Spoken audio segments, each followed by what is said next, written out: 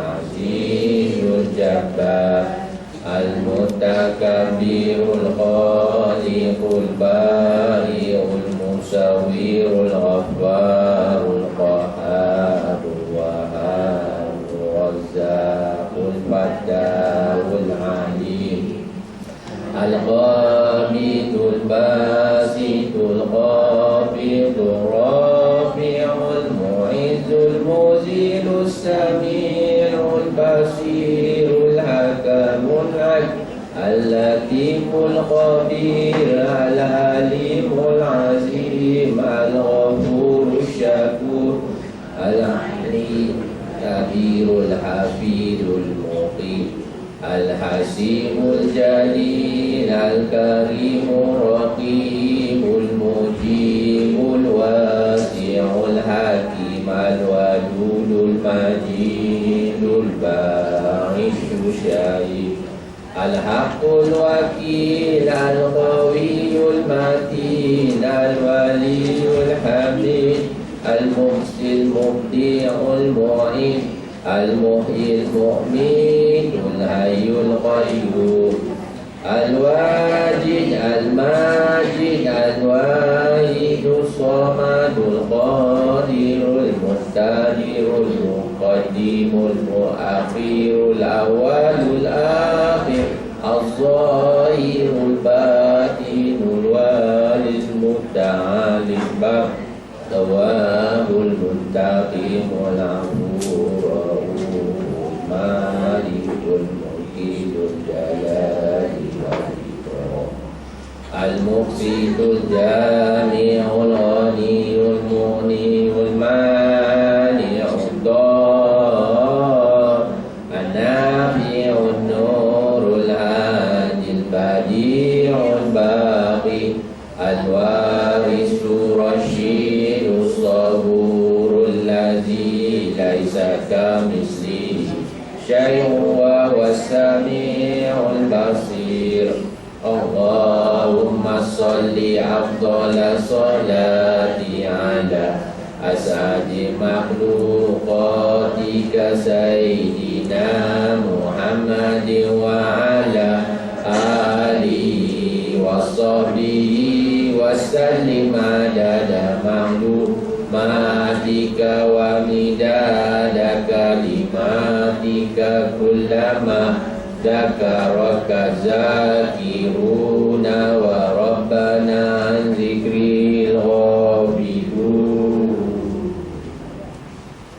Allahumma sholli sholatan kamilatan wa sallim salaman tamma ala sayyidina Muhammadin alladzi tanhallu bihi al-uqad wa tanfarijul bihi al-kurab wa tuqda bihi al-hawaij wa tunalu bihi raghaib wa husnul khawatim wa yustasqal ghamamu bi wajhil karim wa ala alihi wa sahbihi fi kulli lamatin wa nafasin bi adadi kulli ma'lumin lak Allahumma sholli sholatan kamilatan wa sallim salaman tamma ala sayyidina Muhammadin alladzi tanhallu bihil uqad wa tanfarijul bihil kurab wa tuqda bihil hawaij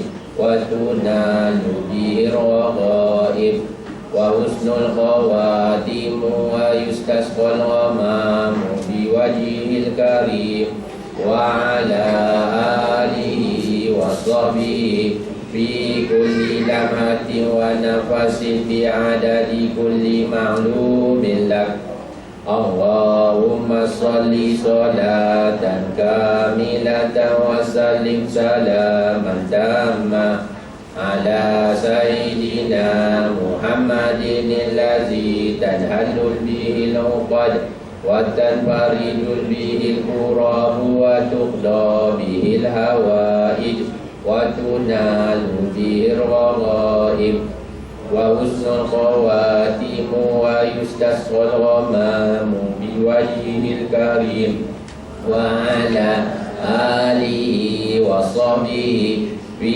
kulli lamhatin wa nafasin bi'adadi kulli ma'lumin lak. La ilaha illallah wallahu akbar wa subhanallahi wa bihamdihi astaghfirullah wa la hawla wa la quwwata illa billah wal awwal wal akhir wal zahir wal batin biyadihil khair yuhyi wa yumiit wa huwa ala kulli syai'in qadir. La ilaha illallah wallahu akbar wa subhanallahi wa bihamdihi astaghfirullah wa la hawla wa la quwwata illa billah wal awwal wal akhir wal zahir wal batin biyadihil khair yuhyi wa yumiit wa huwa ala kulli syai'in qadir. La ilaha illallah wallahu akbar wa subhanallahi wa bihamdihi astaghfirullah wa la hawla wa la quwwata illa billah wal awwal wal akhir wal zahir wal batin biyadihil khair yuhyi wa yumiit wa huwa ala kulli syai'in qadir. Allahumma inna duha duhauka wal baha bahauka wal jamala jamaluka wal quwwata quwwatuka wal qudrata qudratuka wal ismata ismatuka.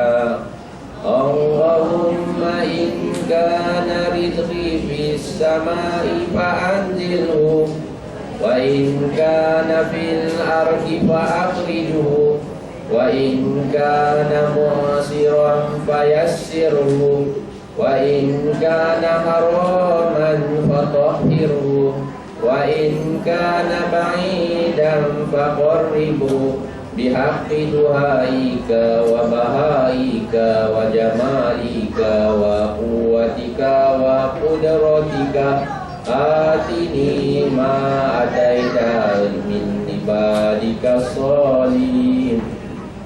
Ya Allah, sesungguhnya waktu duha itu duhamu, kecantikannya kecantikanmu, keindahannya keindahanmu, kekuatannya kekuatanmu, kekuasaannya kekuasaanmu, pelindungannya pelindunganmu.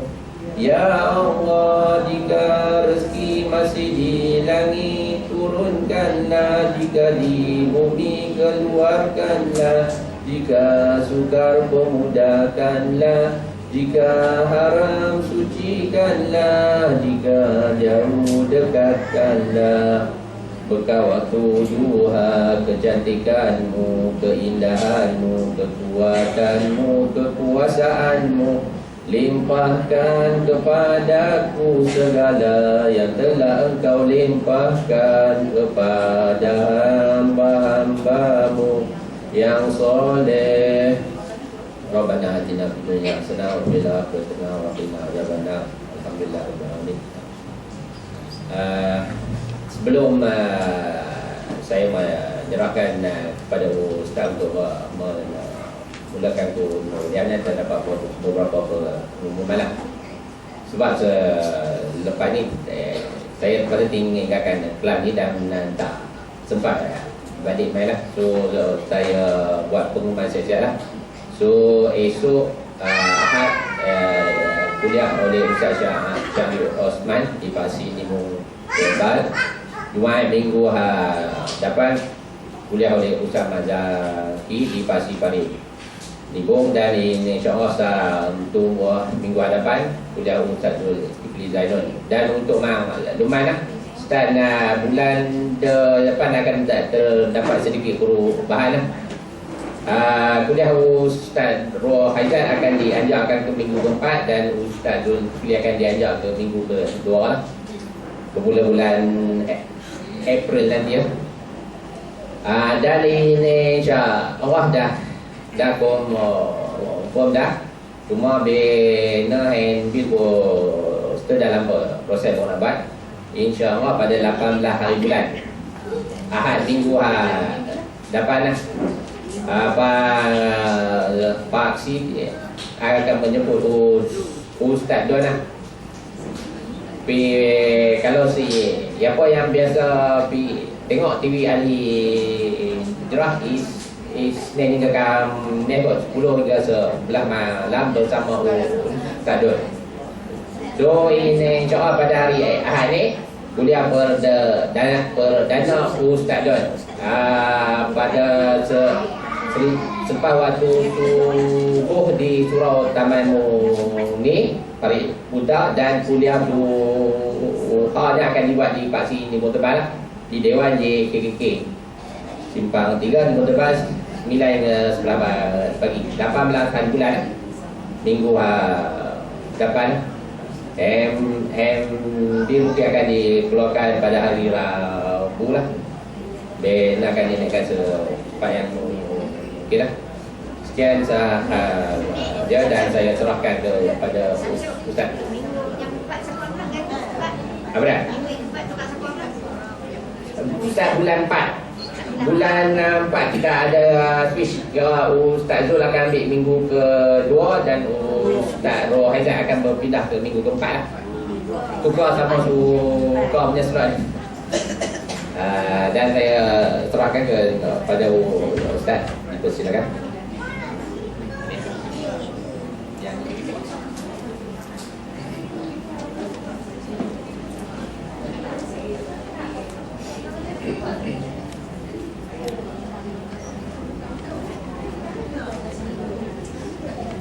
Assalamualaikum warahmatullahi ta'ala wabarakatuh. A'udzu billahi minasyaitonir rajim. Bismillahirrahmanirrahim. Alhamdulillahirabbil alamin. Alhamdulillahilladzi hadana li hadza wa ma kunna linahtadiya laula an hadana Allah. Asyhadu an la ilaha illallah wahdahu la syarika lah. وأشهد أن محمدا عبده ورسوله أرسله بالهدى ودين الحق. سبحانك لا علم لنا إلا ما علمتنا إنك أنت العليم الحكيم ولا حول ولا قوة إلا بالله العلي العظيم. اللهم صل صلاة كاملة وسلم سلاما تاما على سيدنا محمد الذي تنحل به العقاد وتنفرج به الكرب وتقضى به الحوائج وتنال به الرغائب وحسن الخواتيم ويستسقى الغمام بوجهه الكريم وعلى آله وصحبه في كل لمحة ونفس بعدد كل معلوم له. Alhamdulillah, pertama sekali marilah sama-sama kita bersyukur, kita panjatkan kesyukuran yang tak terhingga kepada Allah Subhanahu wa taala yang bersifat Maha Agung, Maha Kaya, Maha Bijaksana dan Maha Mengetahui. Dengan izin dan restu daripada Allah, pada pagi ini dapat bersama dalam sesi kuliah bulanan. Dan juga kita bersyukur kehadrat Allah Subhanahu wa taala sebab Allah masih lagi memberi kesempatan kepada kita dapat meneruskan satu kaki sisa-sisa kehidupan kita di dunia yang fana ini.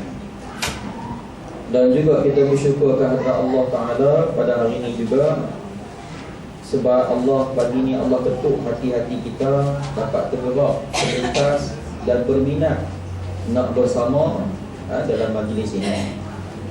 Dan kita juga bersyukur kehadrat Allah Subhanahu wa taala sebab Allah tak jemu-jemu menaburkan segala bentuk rahmat dan nikmatnya kepada kita sehingga ke saat ini.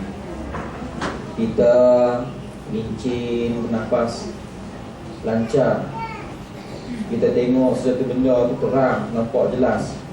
Bila beza lelaki dengan perempuan. Telinga kita dengar pun kuat, boleh dengar sebiji-sebiji. Dan lutut kita belum lagi berdegar, masih boleh berjalan setapak demi setapak. Dan perut kita pun rasa selesa Sebab baru lepas kena nasi lemak.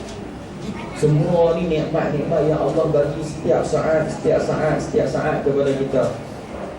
Sebab itulah bila kembali kepada ayat Allah yang Allah sebut, wa ma khalaqatul jinna wal insa illa liya'budun. Tidak aku jadikan jin dan manusia melainkan untuk ibadat kepada aku. Dia konsep ta'awun. Konsep ta'awun ni memang ada dalam Islam. Konsep ni pula dia ada dalam sifat mahmudah. Sifat mahmudah ni sifat terpuji yang ada pada manusia. Kita membalas jasa Allah bagi keselesaan, kebahagiaan, keselesaan kepada kita. Kita balas balik dengan ucap terima kasih. Dipanggil syukur. Syukur ni lagu mana tuan-tuan dan puan-puan sekalian? Syukur ni kita buat apa yang Allah suruh, kita tinggal yang apa yang Allah larang.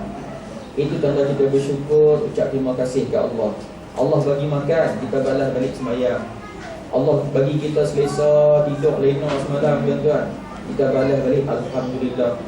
Begitu jugalah kita tuan-tuan, perut pun selesa, makan pun kenyang, semua selesa. Kita ucap balik dengan kita membaca Al-Quran. Itu contoh-contoh cara kita membalas budi dan jasa Khalik, orang yang mencipta kita. Bukan orang, Allah yang mencipta kita. Tuan-tuan dan puan-puan sekalian, saya ingat kata-kata Fadilah Kamsah. Mana nak menjang tu nak bijak wai. Sabar lah. Dia biasalah tuan-tuan nak pergi mana-mana. Kita start enjin kereta ni tak boleh jalan-jalan tu. Pergi panas enjin dulu. Boleh tak? Kita senang nak panas enjin kereta lama. Jadi nak panas lama sikit. Jadi tuan-tuan dan puan-puan sekalian, saya teringat kata-kata Dr. Fadilah Kamsah dan pakar motivasi kita. Dia kata andaikan indah cantiknya kalau semua manusia sebelum tidur di waktu malam dia memaafkan semua kesalahan-kesalahan orang lain. Allah, saya dengar tuan-tuan. Jadi saya kongsilah, perkongsian ini saya kongsi untuk tuan-tuan semua. Sebab kadang-kadang nak tidur, bukan selalu kita ingat tuan-tuan, kadang-kadang nak tidur tu baru teringat, Allah, aku memaafkan semua kesalahan hamba-hamba Allah yang ada di sekeliling aku. Jadi tuan-tuan, maksud Fadilah Kamsah tadi tuan-tuan, kita memaafkan, tak kira lah kadang-kadang orang tak suka kat kita. Kadang-kadang orang jeling yang kita. Ada yang terasa hati dengan kita, kita pun tak tahu sebab apa dia terasa hati. Kadang-kadang tuan-tuan, kita tak tahu sebab apa pun, dia tak berminat langsung nak cakap dengan kita. Kadang-kadang tu ada hutang sikit sebanyak, biasalah sepang dua. Tetapi sikap kita tuan-tuan yang paling baik sebelum tidur tu kita memaafkan. Tak nanti orang minta maaf kat kita. Jangan nanti orang minta maaf kat kita, kita memaafkan semua sahabat-sahabat kita. Kalau ada lah orang buat salah dengan kita maaf baik-baik. Tuan-tuan, andai kata lah malam tu Allah ambil kita, Allah ambil kita dengan tidak ada syarat apa. Rasa-rasanya banyak masalah kita tak selesai di dunia.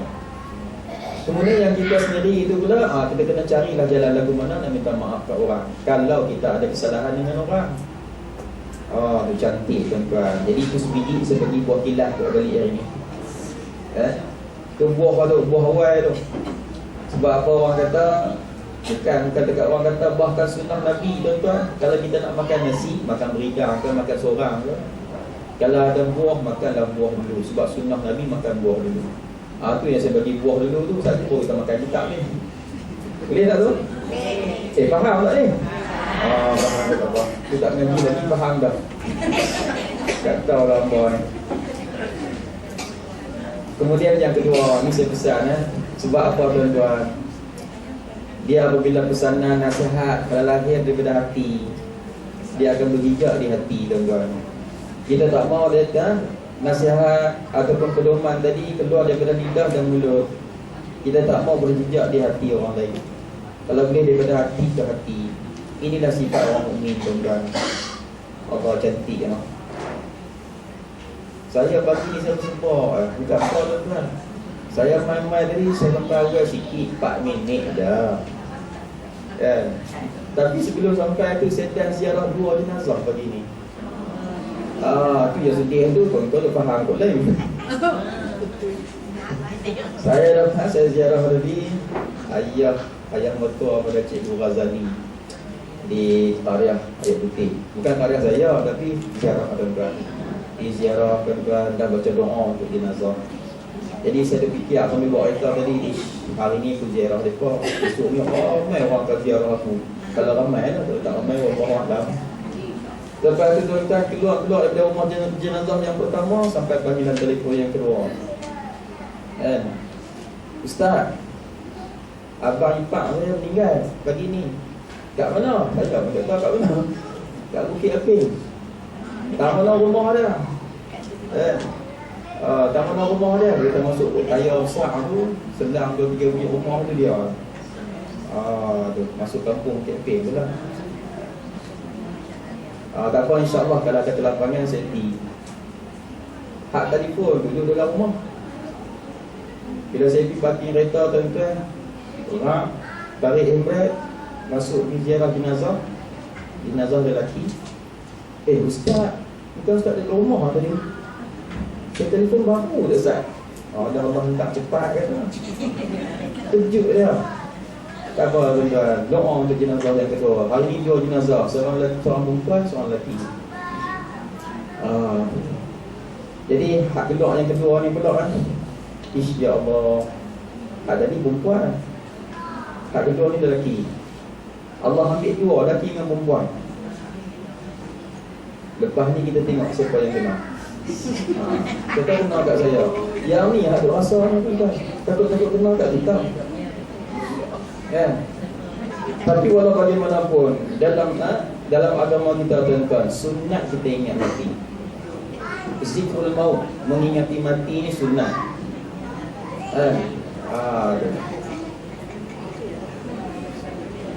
Ingat mati. Saya ingat masa duduk di pondok dulu tuan-tuan.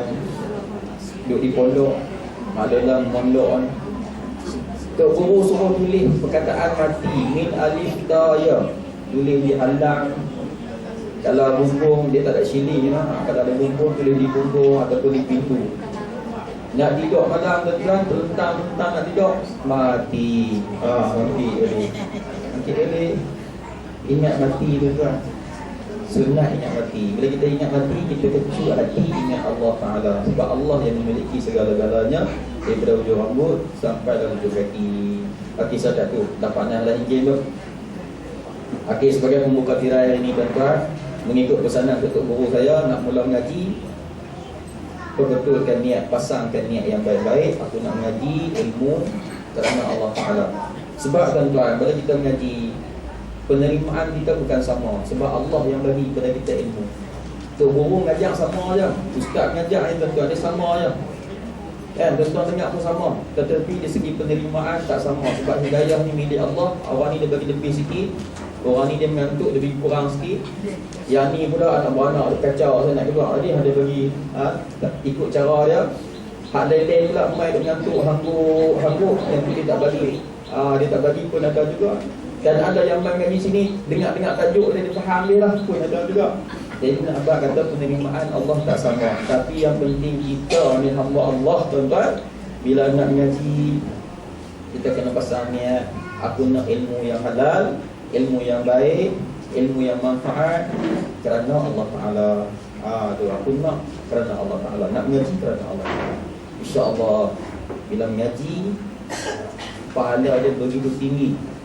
Darjat pahala tadi tinggi dengan sebab kita niat yang baik. Itu yang pertama. Kemudian yang kedua, kita kena bersangka baik. Bersangka baik dengan kitab kita ni kan. Apa ngaji ni Tok Guru ni kata macam tu, nanti kitab ni kata lain pula. Kitab tuan-tuan kan. InsyaAllah nah, kita berbaik sangka dengan kitab ataupun dengan ilmu itu sendiri. Boleh tak tuan-tuan? Okey, selesai. Baru mana lagi? Panas lah tu. Kemudian sebelum saya mula, satu lagi saya juga ingat sebagaimana Imam Ghazali rahimahullah ta'ala, dia letak satu hadis di dalam kitab Ihya Ulumuddin. Hadis ini adalah membuka tirai kitab, buka pintu. Jadi juzuk yang pertama, tuan-tuan kalau buka kitab Ihya Ulumuddin, tuan-tuan akan jumpa hadis ni dulu. Barulah dia kupas yang lain. Barulah ilmu-ilmu lain yang disusun oleh beliau. Jadi Imam Ghazali meletakkan satu hadis yang mana hadisnya berbunyi begini. Buka kitab Pak lebih tu, kun aliman au muta'alliman au mustami'an walam takun rabi'an fatahlik. Jadi Imam Ghazali ni nak paparkan hadis ni supaya kita baca kitab Ihya Ulumuddin berpandukan kepada pegangan hadis, diikat siap dengan hadis. Yang mana Rasulullah kata kun aliman, jadilah kamu orang alim. Jadilah kamu orang alim. Artinya Nabi suruh sangat-sangat kita ni jadi orang alim. Kalau orang tanya kita, tuan-tuan, apa dia alim? Alim ni ialah orang yang ngaji lama, kemudian pula beramal pula dengan ilmu dia. Ilmu pula ilmu yang manfaat, ilmu yang ada untung untuk kita. Kemudian dia boleh bantu orang lain dengan ilmu itu. Kemudian orang lain pula boleh dia boleh bantu orang lain dengan ilmu itu, dan orang lain boleh tumpang dengan ilmu dia. Ini dia bagi alim. Kalau mengaji kitab sudah berlapis-lapis, tuan-tuan, kira main satu kontainer, tapi sembahyang betul. Yang ni bukan alim. Yang tu alam saja. Ya lah. Nabi kata kun aliman. Kemudian pula au muta'alliman, atau jadilah kamu orang yang mengaji. Yang pertama jadilah kamu orang alim. Nak alim macam mana? Umur 50 dah, umur 40 dah, umur 55, pencin dah. Dah pencin dah. Nak ngaji pun tak ada. Cucu dia kilik kiri kanan, cuk kendung nali-nali, tak cukup dukung dalam perut ada lagi, kata dia. Habis keliling tuan-tuan, nak ngaji, nak jadi alim tak ada dah. Nabi kata au muta'alliman, jadilah kamu orang yang belajar. Yang mana yang belajar ni ada kitab, ada pen, kemudian dia bagi tumpuan. Tujuan untuk mengaji. Au mustami'an, kalau nak mengaji pun tak apa, tak boleh pergi lah. Tengok kitab tu duk pombang, dekat jauh. Kalau dekat nampak lain, jauh nampak lain. Tengok kitab dekat nampak belanga, tengok jauh sikit nampak kuali. Sudah nak pergi lah. Artinya nak ngaji pun tak mampu lah. Kitab tu baru tengok tajuk, apa dia kitab ni. Gigi pun tinggal berapa batang, tinggal 2 batang, batu nisan tu pun. Nak jadi orang ngaji tak ada lah. Sebab apa? Tak mampu lah. Habis semua rumah lombai lah.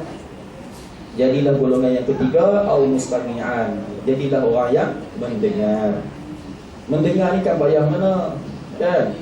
Bawa tangan kaki main sampai di bilik ini, kita kata bagi dia rehat. Cuma telinga saja pasang backlock. Kan? Pasang telinga saja. Tu dia bagi mendengar. Apa hal lain tak ada. Tapi janganlah tak pakai baju lah macam ni. Tak ada telinga saja. Tapi jangan tak ada telinga saja, orang lari dia kena main dengan badan-badan. Walam takun rabi'an, jangan jadi golongan yang keempat. Tu fatahlik, setengah tu huruf dia bermakna celaka lah. Kalau kita bahasa kita yang ni sikit, tak guna lah dia tu. Alim pun tidak, ngaji pun tidak, dengar pun tak. Kosong, tak ada apa. Ni fatahlik, au kama qala Nabi.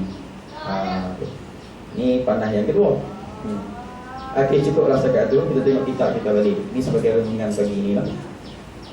Okey, kitab kita balik. Hari ni kita berada di muka surat berapa? Muka surat 25 26 tak? Muka surat 26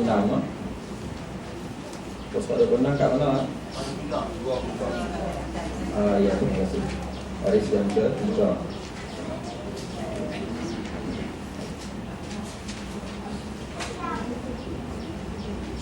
Akhirnya baris yang kedua daripada atas muka surat 26. Dapat tak no?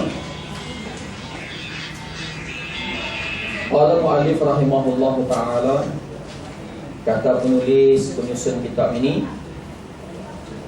dan bagi dua khutbah itu 10 syarat. Dan bagi dua khutbah itu 10 syarat. Pertama daripada 10 syarat, bahawa ada khatib itu suci daripada hadas kecil dan hadas besar. Okey, sebelum ni kita dah baca berkaitan dengan Jumaat, ya, syarat sah Jumaat dan sebagainya. Ni berkaitan dengan khatib pula. Dan bagi dua khutbah, dan bagi dua khutbah ni, Jumaat dia ada 2 khutbah. Khutbah pertama, khutbah kedua. Kalau baca satu khutbah sahaja, satu kali tinggal, sembahyang Jumaat pun tak sah. Sebab dia dua-dua ni adalah syarat nak sah sembahyang Jumaat. Itu syarat nak sah. Okey, yang pertama daripada 10 syarat, bahawa adalah khatib itu suci daripada hadas kecil dan hadas besar. Nak baca khutbah atas mimbar tu mestilah suci daripada hadas kecil dan juga hadas besar. Apa dia hadas kecil? Apa dia hadas besar? Adakah dia tu air kecil ataupun air besar? Yang tu lain. Please me I go out. Saya nak keluar dari bilik ni nak pergi buang air. Air dia ada 2 tuan-tuan, satu air kecil, satu air besar. Hak kecil tu keluar ke depan, hak air besar tu keluar ke belakang. Kecil yang berak kan. Yang tu air, buang air memang dia. Sini ni hadas kecil. Kan? Dulu saya pernah tanya tuan-tuan dan puan-puan masa sesi kuliah kita di College Commodity, apa dia hadas? Siapa tahu apa dia hadas? Oh, dia buat dah. Apa dia hadas? Hadas ni ialah perkara yang menghalang daripada sah ibadat. Itu dia panggil hadas. Yang ni dia tak ada dalam kitab ni. Kita kena tulis kan, tulis di tepi kitab. Amrun i'tibari. Dia benda amrun i'tibari. Artinya perkara yang menghalang daripada sah ibadat dia panggil hadas. Nak semayang tak boleh sebab apa? Tak ada wudu. Hadas tu berhadas kecil. Yalah. Ataupun nak semayang tak boleh sebab apa? Junub. Itu dia panggil hadas besar. Hadas ni perkara yang menghalang daripada sah ibadat. Memang dia tak ada dalam kitab lah. Kita kena tulis di tepi tu. Itu tujuan kita mengaji tu. Jadi kena suci daripada hadas kecil. Kena suci daripada hadas kecil, artinya khatib tu kena ada yang semayang. Mudah kan? Khatib kena ada ayat semayang. Dia tak boleh naik buta macam tu je, tak boleh.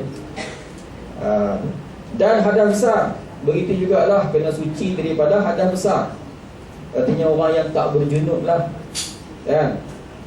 Khatib tadi dia tidak keluar air mani, dia tidak haid, dia tidak nifas. Faham tu? Haid nifas tu tak ada lah kat khatib tu. Suci daripada hadas besar. Okey, selesai satu. Yang kedua, bahawa suci badannya dan pakaiannya dan tempatnya daripada najis yang tiada dimaafkan dia. Syarat yang kedua bagi khatib, bagi dua khutbah, khatib nak baca khutbah ni, suci dia daripada suci badannya. Suci badan artinya body dia. Kalau dia tak pakai baju, tak pakai kepiah, tak pakai jubah, tak pakai baju panas, tak pakai seluar dalam, tak pakai kain pelikat, tak pakai kasut, tuan-tuan, sebiji itu seluruh sebiji itu tuan-tuan suci, artinya bersih daripada hak depan dia datang. Daripada najis yang tidak dimaafkan. Dan pakaiannya, begitu jugalah pakaian dia. Khatib pakai jubah, saya kata, sorban, kepiah di dalam, baju panas, seluar sependa dia. Lepas tu pula kain pelikat. Lepas tu pula jubah luar hitam, jubah rasmi tu, sebab dia khatib. Seluruh pakaian yang ada di keliling badan dia, yang tersangkut di badan dia, mestilah suci juga daripada najis yang tidak dimaafkan. Barulah sah khutbah. Isyarat sah khutbah. Dan tempat dia nak duduk, tempat dia nak baca khutbah, tongkat yang dia pegang tu semua kena suci daripada najis yang tidak dimaafkan. Daripada najis yang tiada dimaafkan, dia akan najis. Jadi tuan-tuan, bila sebut najis yang tidak dimaafkan, dia ada dua. Satu najis yang dimaafkan, satu lagi najis yang tidak dimaafkan. Najis yang tidak dimaafkan semua najis lah. Semua najis kecualinya najis yang tidak dimaafkan, kecualinya najis yang dimaafkan. Yang dimaafkan tak apa, boleh naik, boleh baca khutbah, boleh ada di pakaian, boleh ada di body dia, boleh ada di tempat dia nak baca khutbah. Tapi najis yang dimaafkan sahaja. Apa dia najis yang dimaafkan? Antaranya ialah sedikit darah pada uruh kat sikit. Darah apa? Darah tungau, darah kutu, darah nyamuk, tapi sikit. Setengah tutup guru dia buat misalan sikit ni.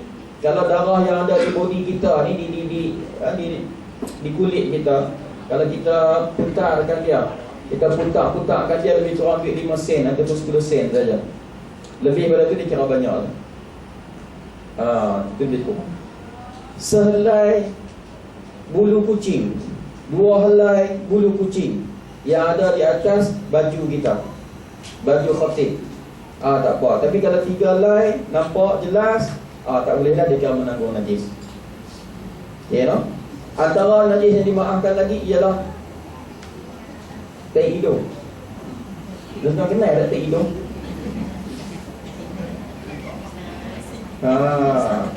Tai hidung sikit je, mana ada tai hidung bersekilo. Nampak tak tu? Ni kena bagi jelas sungguh. Tai hidung hak lekat di tepi ni sikit, hak belah kiri ni warna hijau, hak belah kanan ni warna biru. Tak tahu dia makan apa pagi tadi. Wallahu a'lam. Jadi tuan-tuan, tai hidung ni sikit, jangan biasalah. Tak apa.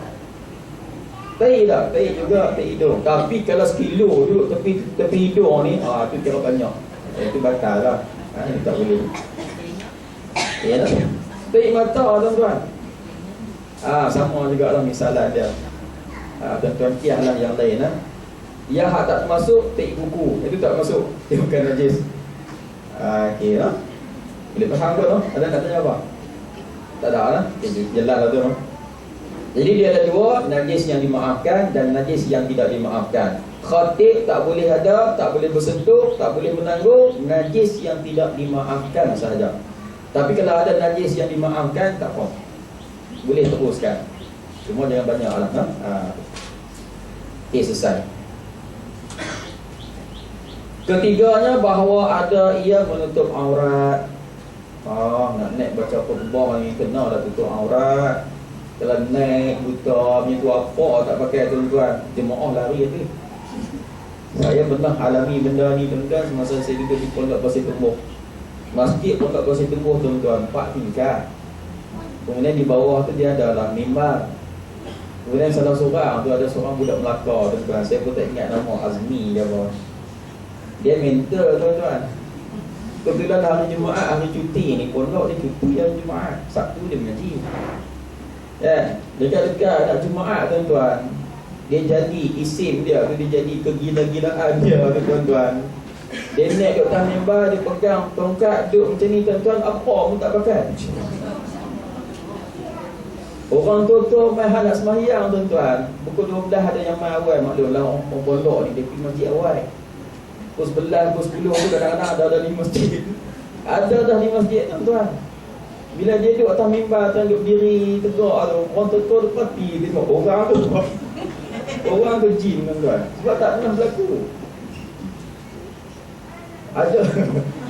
Ada orang tua yang pergi tengok, aku tak boleh duduk tau ni. Lari keluar orang masjid, wadah tuan-tuan. Ni orang tu jin ni. Aku tak bisa tengok bulat tuan-tuan. Nampak tu pelajar bulat duduk atas mimbar hari Jumaat tu. Lepas tu duduk lebih kurang dalam 4 minit, boleh ambil dia. Rupanya orang sungguh. Orang sungguh tak pakai apa. Jadi syarat nak sah, syarat kepada 2 khutbah tadi, khatib mestilah menutup aurat. Menutup aurat. Kalau orang tanya kita dah, Ustaz, pakai kain melekat ni, kilang-kilang tak ada pusat. Baju tak pakai, pion tak pakai. Boleh tak baca khutbah? Yang tu kes lain pula. Yang tu kes lain pula. Sebab apa? Kita nak pilih jadi khatib ni orang yang terbaik di kalangan kita ataupun di kalangan jemaah. Pergi cari tak pakai baju tu apa? Cerita ada macam tu lah. Macam kita semayang di rumah juga bagi orang lelaki tak? Boleh tak? Walaupun sah, pahala tak ada. Sebab apa tuan-tuan? Dia tutup aurat. Tetapi malu ke malaikat lah tuan-tuan. Dia macam tu. Jadi menutup aurat. Khatib wajib menutup aurat. Barulah sah khutbah. Yang keempatnya bahawa berdiri ia bagi membaca khutbah jika ketiadaan uzur. Jadi nak baca khutbah kena baca berdiri. Kena baca berdiri. Naik atas mimbar tu tuan-tuan, makmum bakal tengok dah naik atas mimbar. Kan? Inna Allah wa malaikatahu yusalluna 'alan nabi. Dia pun naik naik hilang roi pi mana lah kan, pokoknya orang duduk. Duduk. Kepala pun tak nampak. Syarat nak sah ialah berdiri. Jika tiada uzur, dia kata dia. Artinya boleh kalau uzur barulah boleh duduk. Tak ada imam dah, tak ada khatib dah. Ada seorang tu pun kaki sebelah. Naik dengan tongkat-tongkat tu, tak naik pula bunga-bunga. Hak. Tu tak baca lagi, kalau baca lagi huk lah. Kalau uzur maka tak boleh nak berdiri, bergerak. Bukan cakap bergerak lutut dia. Mimbar pun bergerak. Hak ni boleh dah duduk sambil baca khutbah. Hak persoalan dia pegang tongkat. Tak pegang tongkat tu nombor 2. Sebab baca khutbah ni tak pegang tongkat pun sah. Saya buat pemantauan masjid. Ada satu masjid dalam negeri Kedah juga. Bila pergi tuan-tuan, khatib tu naik baca khutbah, tongkat ada di tepi dia. Dia tak pegang. Tak pegang, tak sentuh langsung. Dia pitak tangan dua-dua atas arus rum dia tuan-tuan. Macam ceramah tu bunyi. Dia kata, orang kata ceramah, orang kata khutbah lah tu. Tetapi sah lah khutbah tu walaupun tak pegang tongkat. Sebab tongkat ni sunat. Sunat. Yang kelima, bahawa duduk ia di antara dua khutbah lebih sedikit daripada qadar tamakninah sembahyang. Tu syarat nak sah kedua-dua khutbah. Di pertengahan khutbah tu kena duduk sekejap. Nak membezakan, nak memisahkan, nak mensempadankan antara dua khutbah. Habis saja khutbah pertama, selesai khutbah pertama, khatib kena duduk. Kena duduk pula, duduk melebihi qadar tamakninah, lebih sedikit. Tamakninah ni qadar mana tuan-tuan? Sekadar mana sebutan subhanallah tu pendek tu, lebih sikit pada tu.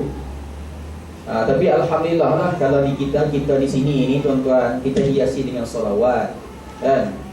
Allahumma salli ala sayyidina Muhammadin wa ala ali sayyidina Muhammad. Itu contoh.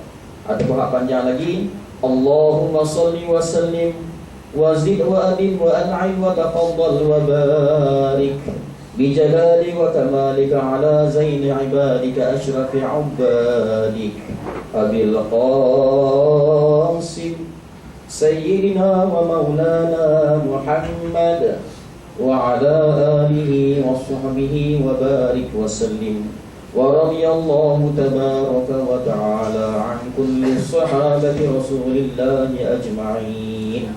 Habis salawat ni barulah diri untuk baca khutbah yang kedua.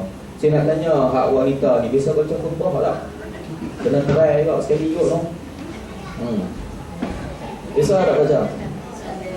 Dah tak biasa nanti buat apa? Pokok nak ajak orang di rumah. Ni hak kaum wanita ni, muslimat kita ni. Sebab apa mengaji tuan-tuan? Perempuan, sebab apa mengaji? Sebab nak ajak orang di rumah tu supaya biasa. Hak mana mengaji tu memang pandai khutbah di rumah. silap sikit yang suami dia khutbah dia berdatang dia bawah. Tu. Do'itaqullah, tak ingat dekat Allah. Dia khutbah tu. Itu tujuan ngaji lah. Tapi bukan datang mimbar lah. Hak mimbar ni orang lelaki. Okey, kena duduk sekejap. Lepas tu barulah bangun baca khutbah yang kedua. Andai kata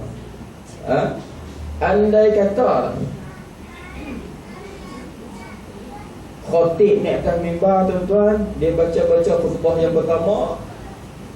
Habis baca khutbah yang pertama, cari-cari khutbah kedua tak jumpa. Sebab dia dua khutbah. Pusing kiri kanan, tak ada. Duduk pun tak ada. Orang bawah hulak dengan khutbah kedua, dia pun terus baca. Sah tak khutbah? Tak sah khutbah. Sebab syarat dia nak sah mestilah duduk sekejap. Tu. Sebab tu tengok lah. Kalau dia nak turun start naik balik ke apa ke, pastikan kena duduk sekejap. Sebab duduk sekejap tu pemisah perantara di antara khutbah kedua dengan khutbah pertama. Kalau duduk cari khutbah berhenti pun tak, dia nak syarat dia berhenti. Duduk ni berhenti sekejap, jangan bergerak sekejap. Ni duduk pusing dari kanan tak, kiri kanan, kat bawah tu gelisah. Dia kena duduk berhenti sekejap, berhenti sekadar tamakninah. Duduk sekejap tamakninah ataupun lebih sikit. Dia nak lebih sikit sini lah. Sekadar tamakninah lebih sikit. Kalau sekadar tamakninah sahaja, pendek sangat, duduk cak bangun balik. Terlalu pendek. Terlalu pendek. Okay, boleh tak? Okey, keenamnya, hendaklah berturut-turut antara dua khutbahnya. Berturut-turut. Habis khutbah pertama, duduk sekejap, bangun, baca khutbah kedua. Kebetulan hari itu kenuri tuan-tuan di masjid. Tok Imam nak pergi Mekah buat umrah. Anak-anak kalian buat kenuri.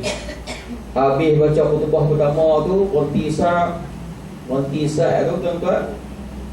Khatib turun pergi kena mi udang besar. Kena mi udang besar, kena hak 3 ekor RM10 tu. Lepas tu next sambung pula baca khutbah kedua. Tak sah. Ini contoh saya bagi untuk mudah nampak. Dia mestilah berturut-turut. Berturut-turut. Habis khutbah pertama, berhenti duduk sat, sambung serta-merta. Dia tak boleh duduk lengah-lengah dengan masa yang panjang. Pada orang pandangan orang ramai, tu dia berhenti, tu dia rehat. Tu berturut-turut mana tadi? Hendaklah berturut-turut antara dua khutbahnya. Habis pertama, masuk khutbah kedua. Ketujuhnya, berturut-turut antara khutbah yang kedua dan sembahyang. Sama lah juga lepas pada khutbah yang kedua. Habis khutbah yang kedua, baca doa apa semua siap dah. Habis selesai. Okey, selesai saja, turun, teruskan sembahyang. Setengah orang tanya tuan-tuan, dan kata pegang tongkat tu, bila duduk atas mimbar pegang tongkat. Tongkat tu dah nak tibuh di tempat dia balik. Kalau turun-turun tu Allahu Akbar. Di bawah tu dia ada terang sikit, nanti kita beritahu dia terang di bawah. Boleh ke tak? Ataupun lama mana di antara yang kena segera, kena berturut-turut ni lagu mana? Lepas ni dia beritahu. Bermula dobit ni catatan kita, tu dobit. Bermula dobit berturut-turut itu dengan sekira-kira tiada lulus. Tiada lulus ni tiada sempat. Apa ni tiada lulus ni maksudnya? Di antara tengah-tengah tu, tiada lulus antara keduanya itu 2 rakaat sembahyang yang ringan keduanya. Jadi antara yang dikatakan dobit segera, apa ni berturut-turut tu, antara dua khutbah tu kena berturut-turut. Di tengah-tengah tu janganlah andai kata kalau kita sembahyang sunat 2 rakaat yang ringan, 2 rakaat yang biasa, yang sederhana. Lepas 2 rakaat tu, artinya boleh buat di tengah-tengah ada 2 rakaat. Ni barulah tak sah. Kemudian yang kedua, habis saja khutbah kedua, sampailah takbir Allahu Akbar, sembahyang. Tu imam sembahyang Jumaat. Antara habis khutbah dengan sembahyang tu, di tengah-tengah tu tak celuh 2 rakaat.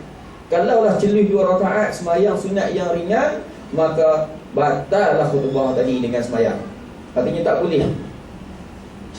Tapi biasa kita di sini tak nampaklah peringkat tu, kan? Turun-turun tu, betulkan saf, rapatkan saf, sila penuhkan saf depan dulu. Lepas tu, dia tasbih dah sepatah tu, astaghfirullahalazim, astaghfirullahalazim, usalli fardhu jum'ati raka'ataini ma'muman imaman lillahi ta'ala, Allahu akbar. Contohnya tuan-tuan, kan? Sampai tak semayang sederhana 2 rakaat? Tak sampai pun. Tapi itulah hak dia. Jangan melebihi semayang sunat 2 rakaat, semayang sunat yang sederhana. Yang sederhana ni macam mana tuan-tuan? Baca Fatihah biasa, Bismillahirrahmanirrahim, Alhamdulillahirabbil alamin. Yang sederhana.